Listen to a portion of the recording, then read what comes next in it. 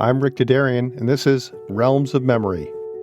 Listen to any American political speech, Republican or Democrat, and you're bound to hear some of the same language. The United States is one of the greatest democracies in history, a beacon of freedom, a selfless force of good in the world.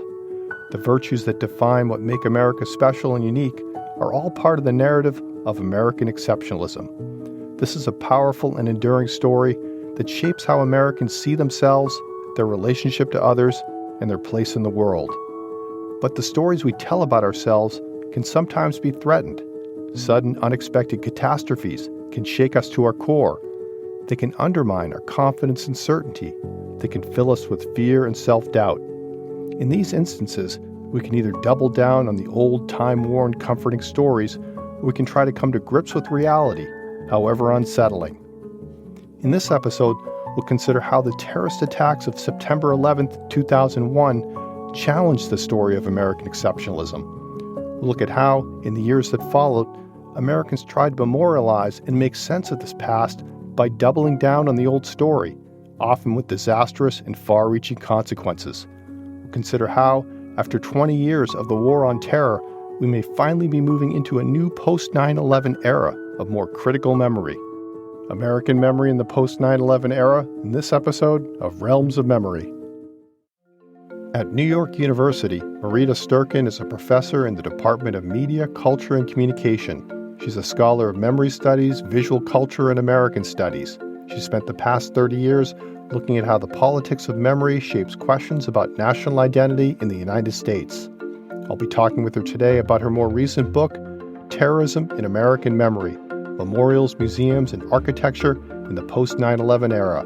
Marita, welcome to Realms of Memory. Thank you. So I wanted to begin with a question of just the overarching theme of your book. And you bracket off the first 20 years of the 21st century as this particular moment in American history that you can understand through memory. And my sense is that if you're looking at these first 20 years and thinking about them in terms of memory, does memory serve us is the question that you could ask. And what I took away from your book is that it really doesn't. For most of those 20 years, that if you look at how memory works and you frame memory in terms of 9/11 exceptionalism, which you say is an extension of American exceptionalism, and you point out all the ways in which it works against us, whether you're looking at memorials or museums or towers that are put up or shopping malls, or that it works against our interests in a variety of ways. So I was hoping you could start by just explaining, well, what do you mean by American exceptionalism? How is 9/11 exceptionalism an extension of this? Yeah, I think the book itself is really focused on what I call the post-9/11 era. And part of my argument about that is that by the time we get to 2020, the post-9/11 era is over. And we're just beginning to understand that. And now, even just a few years later, I think that's become clearer, right? That 9/11 is not a reference point for us today, in a way that it was for almost 2 decades. And so within that, we have to think about why this event was overshadowed American culture so seriously and dramatically that it shaped foreign policy. It shaped a lot of domestic politics and disputes, and it shaped a lot of how we thought about ourselves as Americans during that period. And so, in a certain sense, one of the narratives that helps shape that is the idea that it was an event unlike any other, that there was September 10th, and then on September 12th, the world had changed. Now, of course, exceptionalist narratives have shaped other historical events, the most classic one, of course, being the Holocaust, and this sort of sense that this is an unparalleled event in human history, and it can't be compared to other kinds of events because it was so horrific, because its impact was so profound, right? And I would say we probably always want to be suspicious of exceptionalist narratives, right? Because more often than not, they're revealing a different set of desires and agendas and politics, and in the broad scope of human history, there are no truly exceptional events. So that story about 9/11 has a lot of effect in terms of the years that followed, and it's a largely unquestioned story, the idea that 9/11 was exceptional. In the book, I talk about the proliferation of memorials about 9/11, which is quite extraordinary, more than 1,200 of them. Something we haven't seen since the memorialization around the Civil War. Why is that? Why is that happening? Why are memorials being built in Florida and in California? And the other part of that I want to argue is that fits into a broader historical narrative of American exceptionalism, which many historians have written about. The sense in America that we think of ourselves as an ideal nation, as a nation to be emulated, as an exceptional nation. And that has fed into our relationship to global politics, our relationship to the rest of the world, right? That is, of course, a narrative that is questioned all the time, right? The exceptionalism of America that came out of World War II is then questioned by the Vietnam War. It's questioned by other conflicts, right? But it remains a very powerful narrative to the American public, and I think you can hear it reiterated constantly in political discourse today, even in the speeches that are being made by the Democratic Party, right? And that narrative also is disabling in many ways because it allows us not to see many things, including the impact of our foreign policy on our relations with the rest of the world. So my sense is that this is kind of like the fairy tale narrative, right? If you tune into the Republican or the Democratic conventions, you heard how the U.S. is the greatest country in the history of the world, the heir to the greatest democracies, and on and on. That's kind of that American exceptionalist idea, right? So that if you see yourself as a gift to humanity, and then you have 9/11 happen, it's like, how do you filter that experience through that narrative, through that lens, that particular lens? And that seems to be the crux of the matter, is that you can only understand it in limited ways. That if this is happening to you, well, this is coming out of the blue. This is totally unexpected. How could this kind of attack happen to a country like the United States that is a selfless force of good in the world?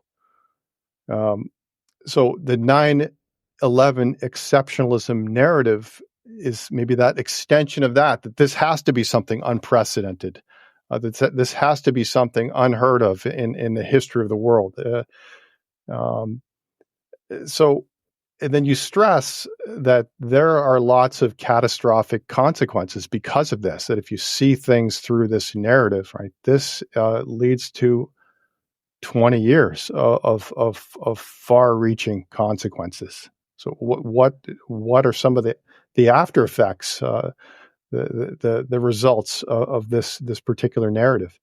You're absolutely right that the narrative prevents us from seeing many things. And one of the primary things that the events of 9/11 revealed is the vulnerability of the nation. And that vulnerability, it's disruptive of the 9/11 exceptionalist narrative. It's very, very hard to reconcile with it. And that is, of course, why the United States responded to 9/11 in a bellicose and overdetermined way, in order to cover up or to shield ourselves in many ways from the vulnerability that horrific day revealed. But it's also, you're right, the narrative of something that happened out of the blue, right? We are innocent nation. The United States, the idea of the United States as an innocent nation has been reasserted numerous times, especially in the 20th century. So we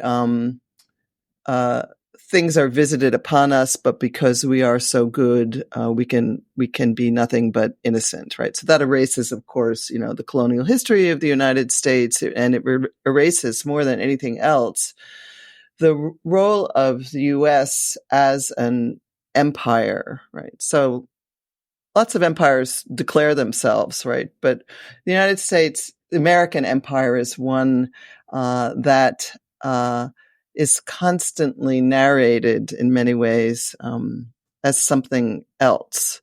And that is in part because we see ourselves not as a nation that goes out and sort of exudes its will on others who don't want it, right? Or a nation whose foreign policy might produce the kind of rage that produced the terrorism on September 11th, right? And so Daniel Immerwahr has this fantastic book called How to Hide an Empire, which is about how even though we have 800 military bases around the world and the same kind of military bases that enraged Osama bin Laden because they were in the Holy Land of Saudi Arabia, right? We think of ourselves not as an empire. And I think the idea of an empire is not very palatable to the American public, precisely because we're invested in our narrative as exceptional and as innocent, right? So what does that mean? One of the themes of the book is that we think of terrorism in the United States as something that is visited upon us from elsewhere, right? So foreign terrorism that comes out of the blue, right? That we apparently did nothing to provoke in the narrative, right? And part of what I want to argue is that the memorialization that has happened in this first quarter of the 21st century, that it begins in a very nationalistic 9/11 mode, right? Very pro-nation, very much about us being attacked by these foreign entities, and all of the ways in which we have reasserted our power in its wake, right? And by the time we get to 2020 and we get toward the end of this era and the concerns and desires of people are shifting, right? And it's shifting more domestically away from this idea of the foreign terror, right? Memory projects begin to change. And that's why I end the book with the project of the Equal Justice Initiative in Montgomery, Alabama, that is very deliberately saying that the United States has a very long history of racial terrorism.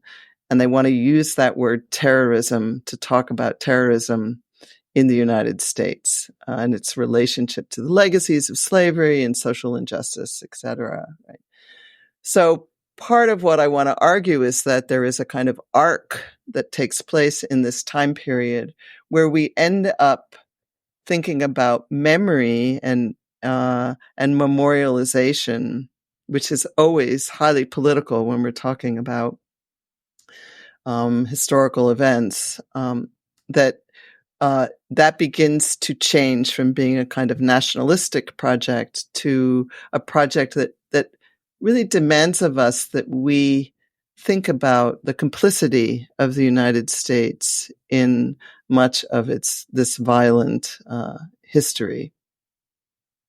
So you start off with this kind of simplistic story a way of self-understanding that relies on erasing a lot, whether it's that American empire out there, and that makes it really difficult to understand that maybe 9/11, a big part of that was a reaction to American imperialism, these bases that are located all over the world, in particular in places like Saudi Arabia, next to important religious sites. So it's hard to grasp all that, and you see the world in maybe this Manichaean black and white way, good versus evil, and then there's a gradual evolution away from that simplistic view once you push into the later years of the wars on terror. That eventually that narrative starts to break down. But much of your book is on the simplistic part of it. And you mentioned how how a whole range of things are over determined by this particular lens. And you talk about the construction of the 9/11 memorial as one prominent example in New York City. And throughout your book, you make these repeated references that there were other opportunities to make this a more inclusive project, to really serve the needs of the people, and you end up with these enormous monstrosities that real people that live in New York aren't actually using. That they don't provide a whole lot of space for critical reflection. And it's this idea that this narrative of 9/11 exceptionalism just kind of predetermines what's going to happen with this space. So if this is an event that you have to understand as unprecedented, as historic, of magnitude unknown in the history of humankind, how does this shape the possibilities for memorializing that space that end up doing again a memory disservice to the people? New York City is really the sort of primary site at which this kind of excessive surfeit of memorialization in the United States post 9/11 took place. And in many ways, it is a pretty tragic and frustrating story about how to memorialize and how to rebuild a city, a very dense city, in relationship to this kind of violence. And I think that there are quite a number of different factors that feed into it. First, I think it's important that we acknowledge that there was an extraordinary amount of grief that emerged and a sense of loss that was very, very profound, and just incredible stories of how people came together and helped each other survive and worked on the recovery operation, right? So this sort of powerful sense of emotion and just a powerful sense of loss, right? And so one of the things that happened, I mean, people were talking about memorialization in New York City on September 12th, right? Probably some of that is also about saying, well, this event is over, right? Which no one knew, of course, at that time, if it was. But part of what happened was then the political apparatuses, economic apparatuses began to unfold very, very early on. And so very early on, certain things got locked into place that if there had been even just a couple of years, 10 years might have been good. I think what was built downtown would have been significantly different. And it's funny, it's not that long ago, but it's hard for us to remember all of these things that happened so rapidly. Massive amounts of federal dollars were sent to a place like New York. There was an extraordinarily expensive project in the tens of millions of dollars to try and identify the remnants of those, the remains of those who had been killed. Very early on, politicians were claiming certain aspects of the site to be sacred, right? So Governor Pataki decided that the footprints of the towers would be sacred places that could never be built on. Now, that's an idea that maybe 5 years later might have looked a little bit absurd, but in, I think it was October or November 2001, everyone just glommed onto that because there was such powerful emotions happening. Right? And so lots of things that got put into place that meant that what we've ended up with 20 years later is an extraordinarily expensive project that resulted in an oversized memorial with a plaza that's very inhospitable, an enormous museum that a lot of historians are still, debating the story that it tells, and a spectacular shopping mall that masquerades as a transportation center, and then a number of pretty bland office buildings. To the tune of just billions of dollars, much of it federal funding, right? And you're right, there were many, many alternative visions. In fact, in the first few years, even as the official process was underway, a lot of designers and architects were suggesting other ways to reimagine the space, and in particular, to reimagine the space as a public space that would include a site of mourning. So one of my primary critiques of the Michael Arad design of the memorial, and in many ways he was hemmed in by a lot of the meanings already laid in at the site, right? Is that it turns those two footprints of the Twin Towers, which after all, let's just remember they were footprints of two office buildings, right? Into pools, right? So enormous pools with water cascading down them. So they really take over the site. And the site the whole plaza area becomes kind of a place to stand to look into the pools. But it also means that those two enormous footprints, which are the size of a city block, they are sucked out of the plaza, right? And so design-wise, that makes very little sense, right? It also means we have two pools, right? Which if you were starting from scratch in a design where somebody hadn't designated these footprints to be sacred, you would never have two pools. It just would make no sense. They did these studies, the architects, where they found that people spend 15 minutes at the first pool and 5 at the second, depending on, where they enter the plaza. Because the experience, except if you are going to search for particular names, the experience of the two pools is the same, right? So design-wise, there are a lot of missed opportunities here. And I should note that the designer, Michael Arad, had asked for a space underneath, a more intimate space underneath the pools where people would go and the names would be there and they could have a kind of intimate experience, which is the goal of many memorials, to honor those who had died. But designers were not the only people involved in what was built there. The security teams, because of the fear that this site will always be a target, had enormous influence on what was built, and they vetoed the idea of having underground chambers, and then also said, well, you'd have to have a security station on the way in. People would have to go through airport security style just to get to that contemplative moment, right?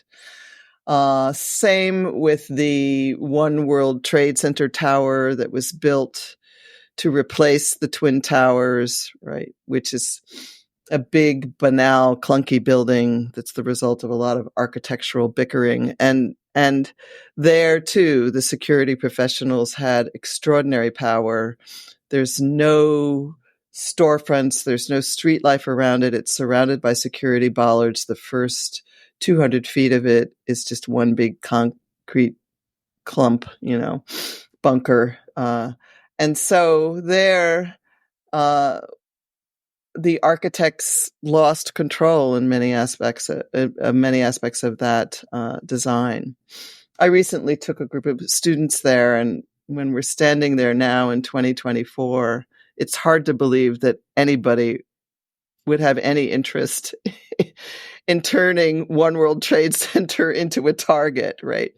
But that's not the way the world looked from the perspective of, 2004 or 5 when that plan was set into place, right? So that's a big theme, right? That this security imperative, if there's any possibility that these are going to be places where people can congregate, have thoughtful exchanges, that security imperatives kind of crush the life out of them and they separate them off from the city. And in the case of the 9/11 memorial you mentioned, there's just a whole list of, it's not just the bollards, it's also all the things that you can't do, that you aren't allowed to do in those spaces. Yes, and there too, the space is in many ways a private rather than a public space. The 9/11 complex is run by a private foundation, and it is also a space that has visible security and invisible security, right? So the sense that it it's not a public park is very strong. I mean, New York City public parks have a lot of activity in them. They have food trucks around the edges. They have, people protest in parks. None of that would be allowed at the memorial.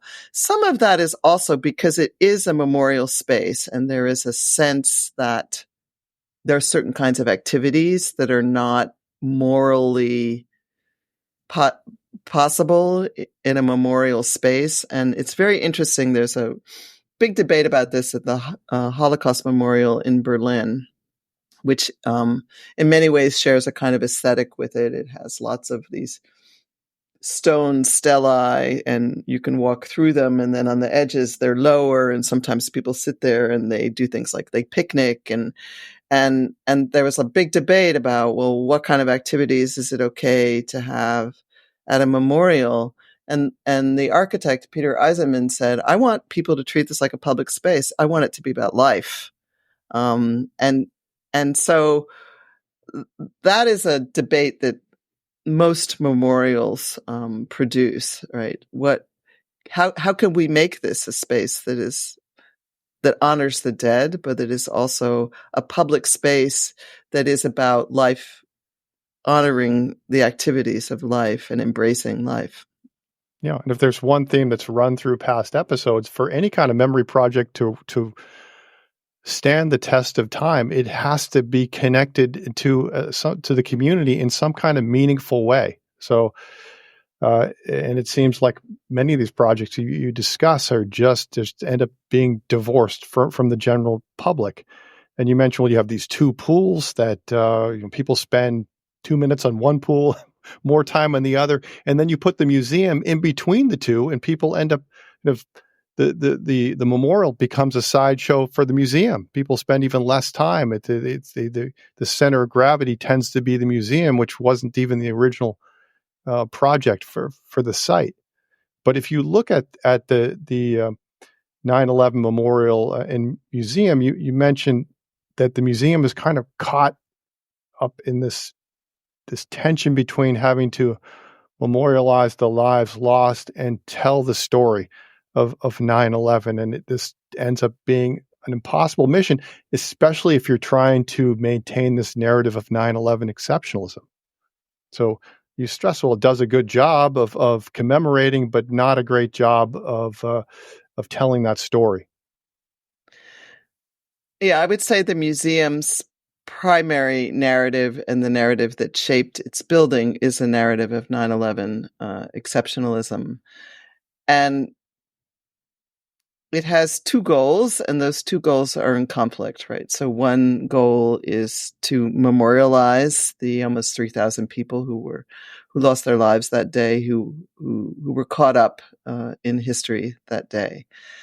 And the museum does a lot of that very effectively.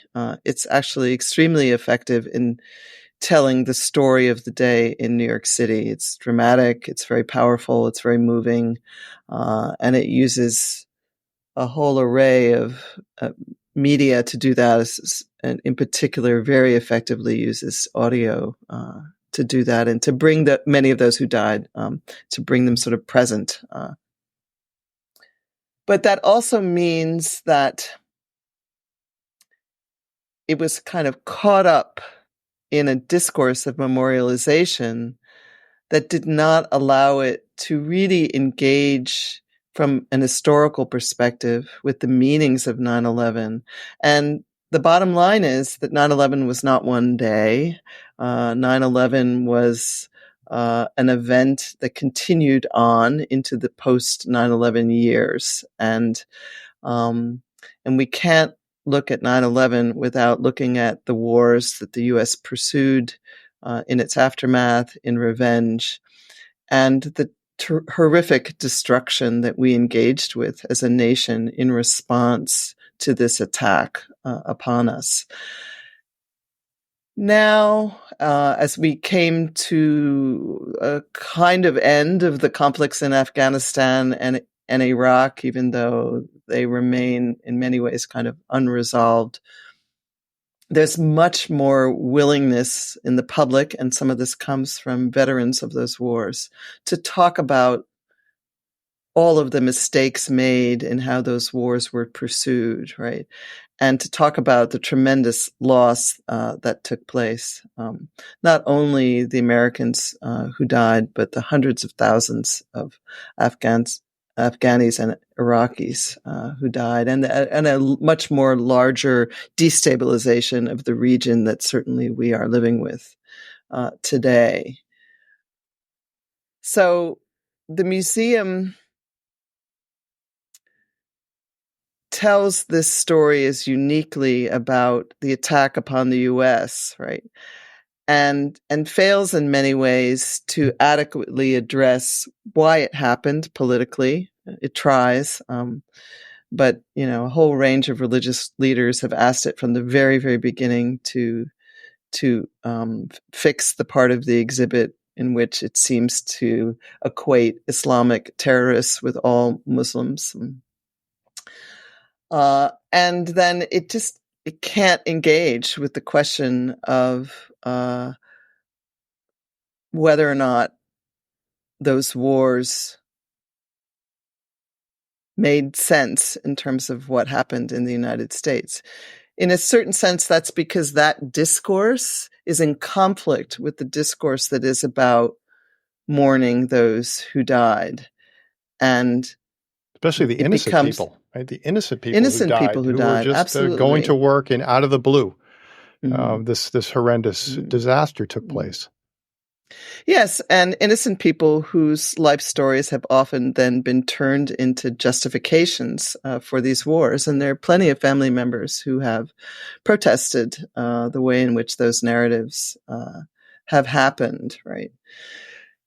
There again, there were opportunities early on to do something different. There were many people involved, including a number of historians who said we should build an international freedom center. We should use this as an opportunity to talk about freedom in relationship to this kind of terrorism, in relationship to violence, and do it more broadly to situate 9/11 in a broader context. And that got shut down pretty fast, mostly by politicians who said, no, everything we do on that site has to be only about September 11th. Again, in that moment, the fervor, the grief fed into that. Even 10 years later, I think that would have looked very different. But if you turn to the rebuilding, so this is a 16-acre site, and you mentioned that there are these towers that go up, particularly the One World Trade Center, and you spend a lot of time talking about that, together with a shopping complex that's part of a hub transit point, the shopping complex called the Oculus. And you stress that 9/11 exceptionalism goes a long way towards generating money, funds for these particular projects. It goes into the design of these projects. But if 9/11 exceptionalism is something that has to leave out a lot to work, it tends to cover up a lot. It tends to mask a lot at the same time. And you stress that there are all kinds of economic interests and power brokers at work here that just seem to exploit the situation to the fullest.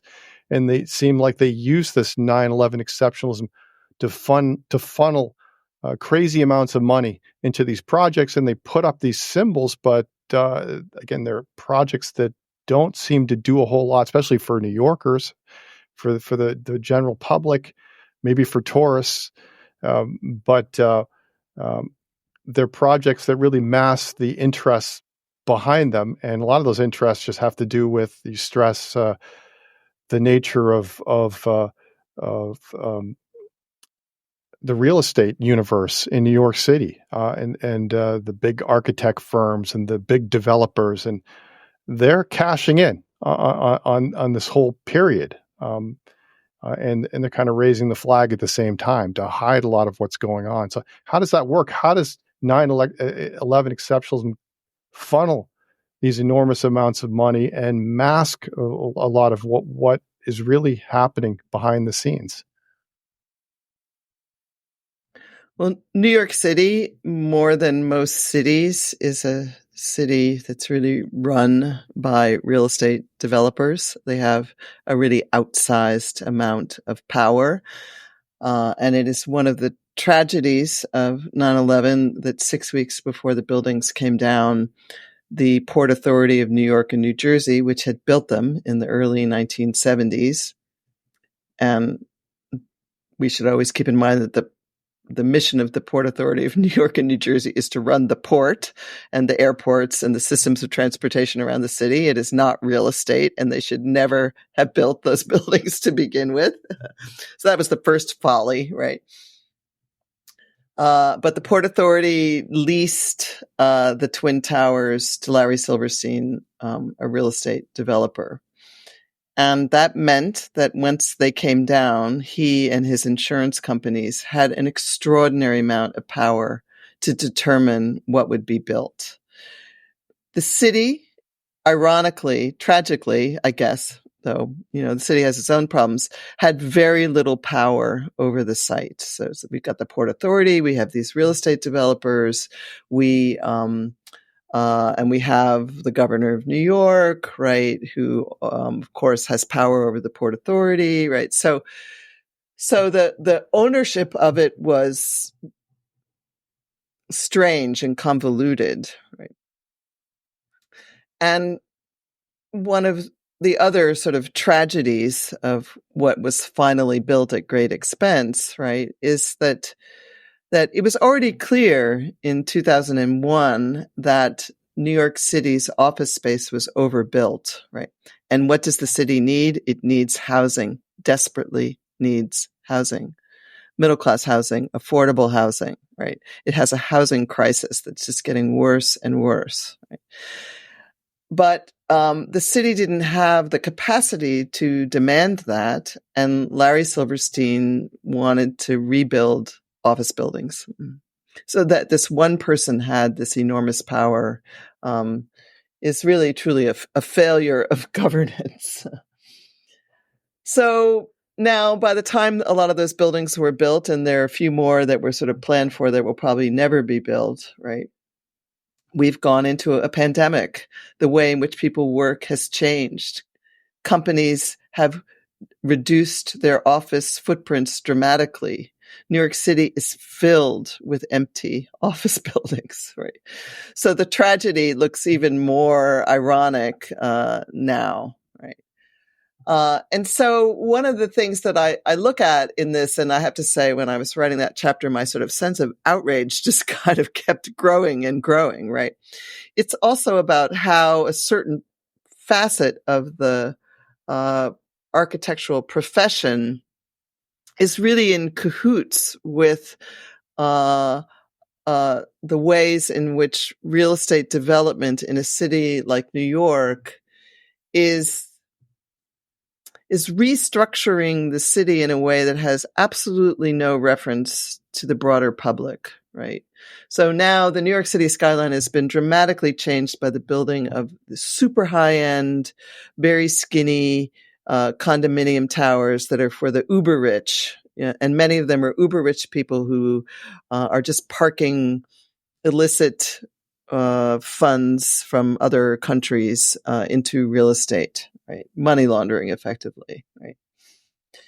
And so, and they don't just want to live in a fancy penthouse that looks over Central Park in a skinny, tall building. They want to live in one that is designed by a name brand architect, right? And so many of those architects, including Santiago Calatrava, who built the Oculus Transportation Center, and including Skidmore, Owens, Merrill, Soame, that did the One World Trade Center.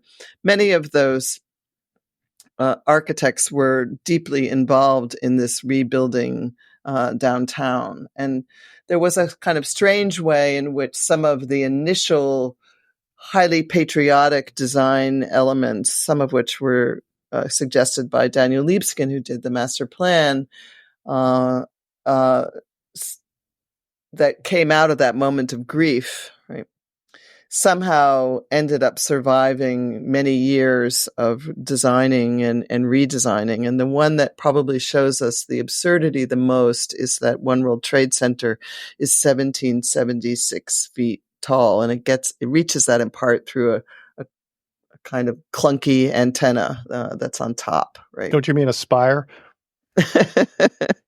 Yeah, a spire, I guess. Yeah, it looks like an antenna. I thought that was hilarious. It had to be categorized not as an antenna. If you wanted to get that record, it had to be described as a spire. Yes. And, well, first of all, like, these contests about the tallest building, we could have a whole other discussion about the absurdity of that, right? And you can't tell that the building is that height just by looking at it. It's kind of an empty gesture. So this sort of sense that buildings should be narrative, buildings should tell stories, right? Santiago Calatrava says that the Oculus is about hope and doves flying up into the air, right? It is very spectacular, but it's a spectacular structure over a bunch of high-end stores, right? And so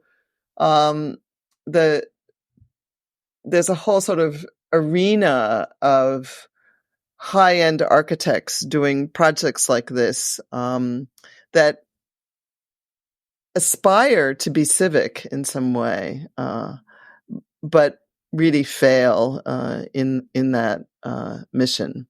So we could say the only public space in the Ground Zero complex is this Oculus space, which is a space where you're supposed to go shopping, which, of course, many people say is what makes it uniquely American. So if this 9/11 exceptionalism lens has a powerful bearing over the rebuilding of the Ground Zero, what goes into the museum, what goes into the tower, and it helps to this good versus evil particular perspective and all that you have to mask and forget to make that work. If that helps justify 20 years of war on terror, it seems like the weight of those wars eventually starts to cause that particular lens to start to shatter. that there's just too much. There's too much weight there. There's too much loss of life. There's too much of an expense. There's too many people coming home damaged for this narrative to keep on working. And that seems to be the theme, that you have a chapter on how the memory work connected to the wars on terror eventually is kind of causing a shift away from this 9/11 exceptionalism narrative. And a lot of that work has to do with just making visible all that you had to try to forget, mask, hide. And as you mentioned, a whole range of different artists, people who are doing portraits, people who are doing photography work, staging different kinds of temporary exhibits, who are trying to put that reality on display. So how do artists make the reality that doesn't conform to this 9/11 exceptionalism narrative visible? What kind of work are they doing?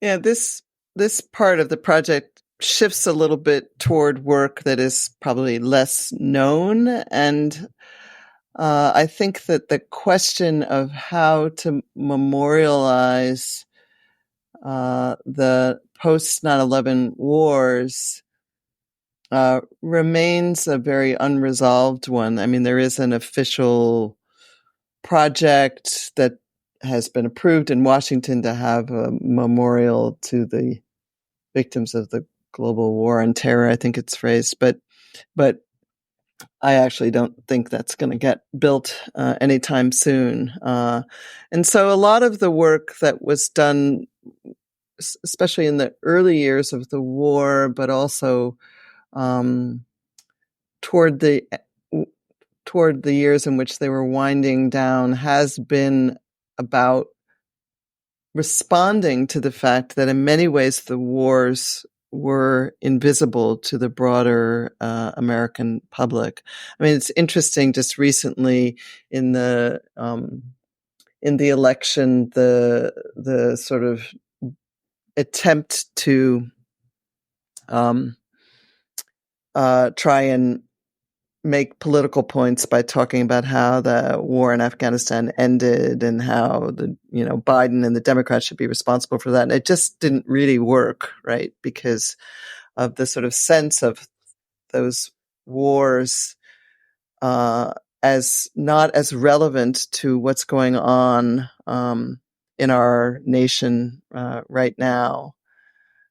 And I was very struck by some really powerful work that was about, the very, very young Americans who died, especially in the early years of the war, 18, 19 years old. And there's one particular project by Ashley Gilbertson, who's a very well-known photojournalist who had been photographing in Fallujah and had some traumatic experiences, where he went to the bedrooms of families throughout the country, many of them in the Midwest, where they had lost their son and daughter in the war, and they left their bedrooms untouched.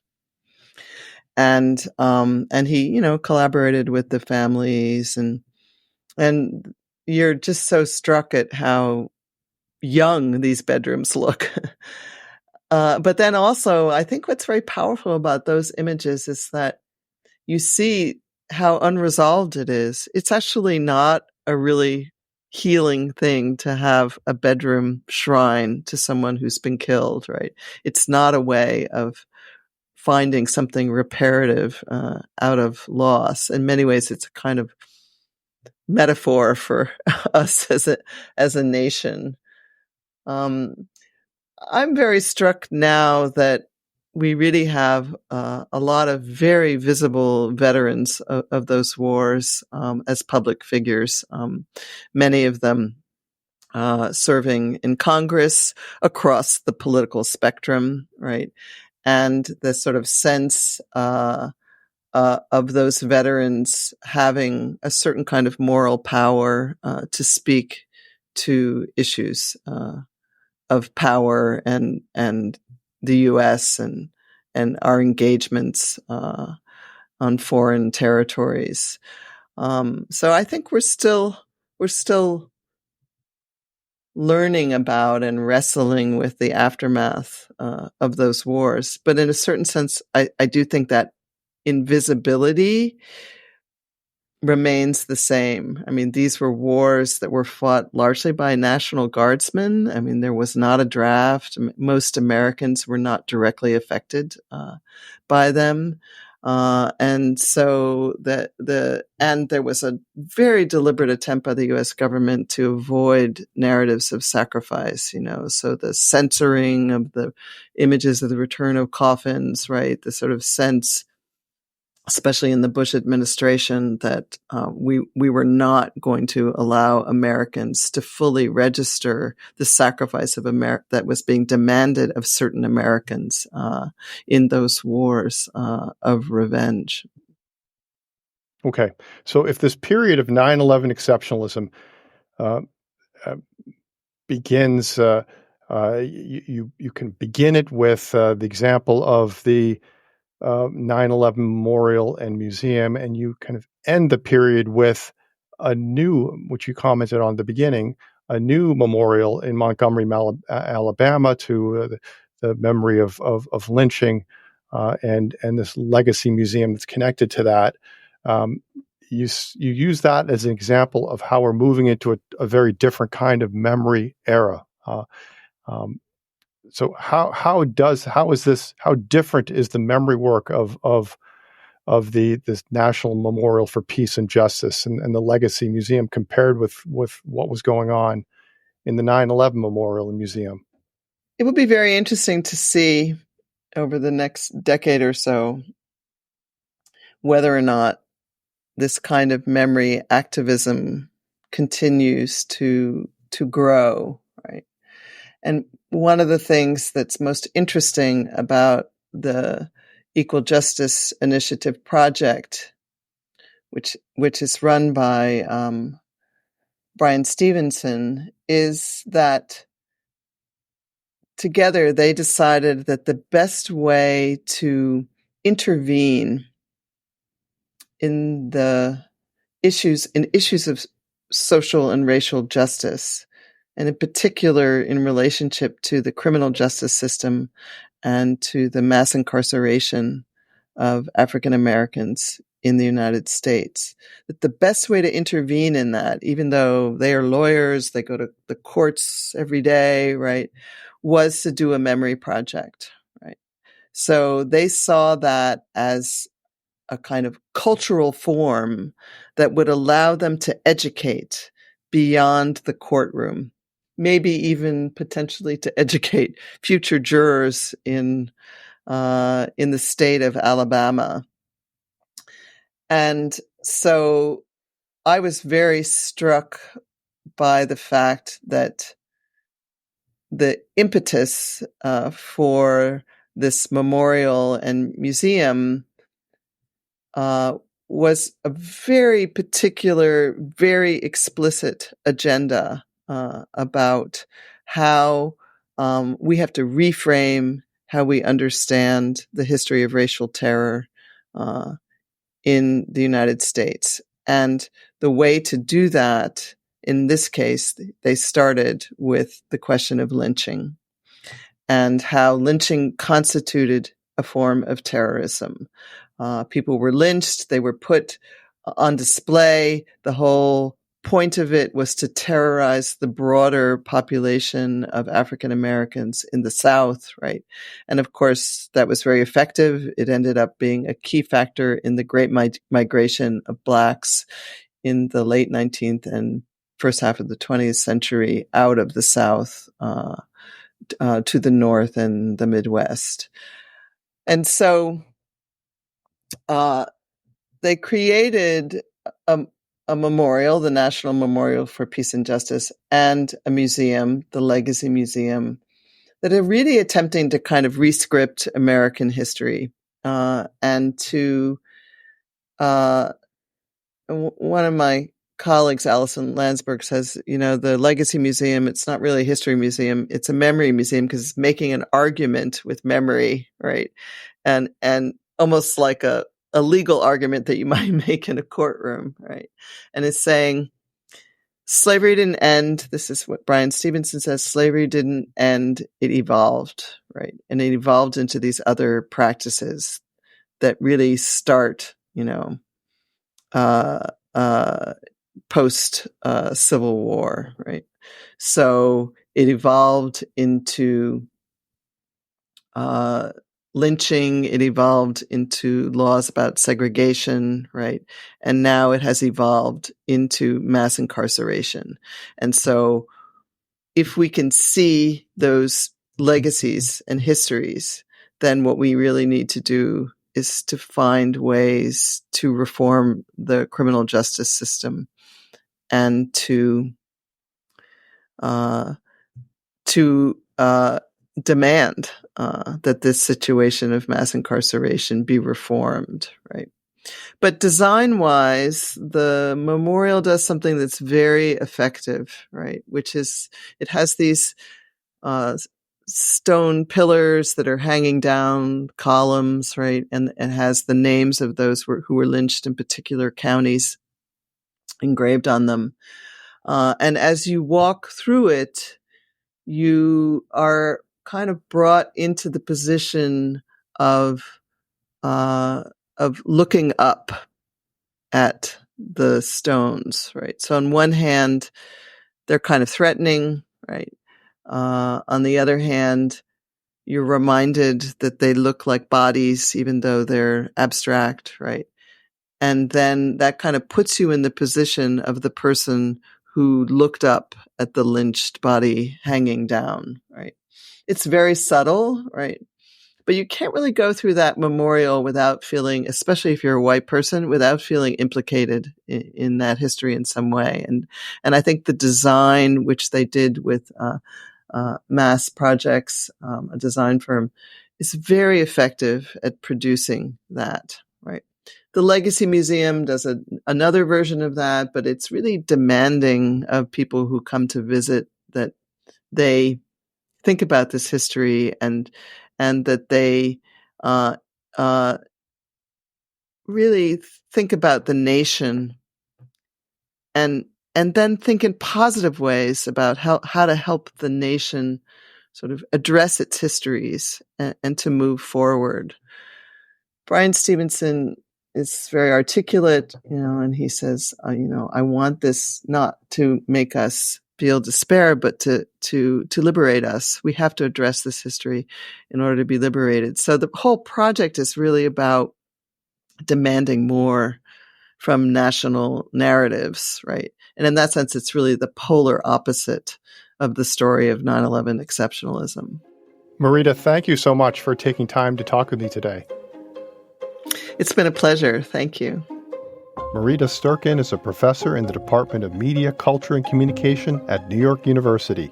I've been talking with her today about her book, Terrorism in American Memory, Memorials, Museums, and Architecture in the Post-9/11 Era. If you've enjoyed this or other episodes of Realms of Memory, tell a friend or family member. The best endorsement is word of mouth. I'm Rick Dadarian. See you soon.